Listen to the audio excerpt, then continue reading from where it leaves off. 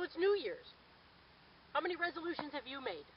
Actually, the better question might be, how many resolutions have you made that you've made at least 3 or 4 times before?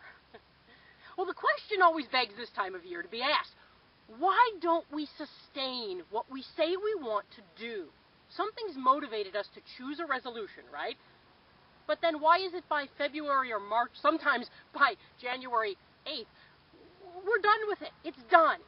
And yet, just a week or 2 previous to that, we kept telling ourselves, this time it's going to be different. Well, let me give you a quick analogy. Sports are always a fantastic analogy because it's simple. You play to win. You don't always win, but you've got to have a plan. You've got to have a strategy, and guess what? You're fighting against yourself sometimes as much as the other team coming at you. So think about this for a moment when you're talking about your goals for 2011.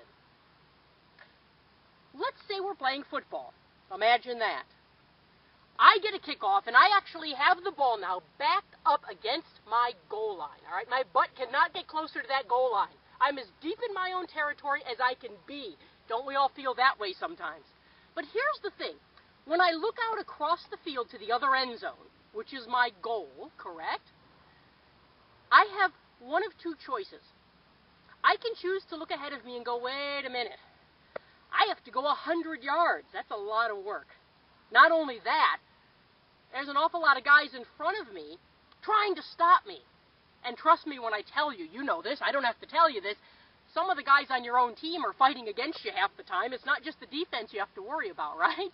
And the other thing is, there's an awful lot of green. Oh my goodness. When you go in with that mindset, how often are you going to succeed? Rarely, if ever. Give yourself a chance for a positive outcome. Because if you really think about it, I don't have to go 100 yards, do I? I have to go 10 yards. Because what happens if I go 10 yards? I'm that much closer, and I get a new set of downs, don't I? It's the same thing with goals. If you break things up into small tasks, the large tasks just all of a sudden happen. It makes it incredibly simple. Henry Ford said anything is possible as long as you break it down into small tasks.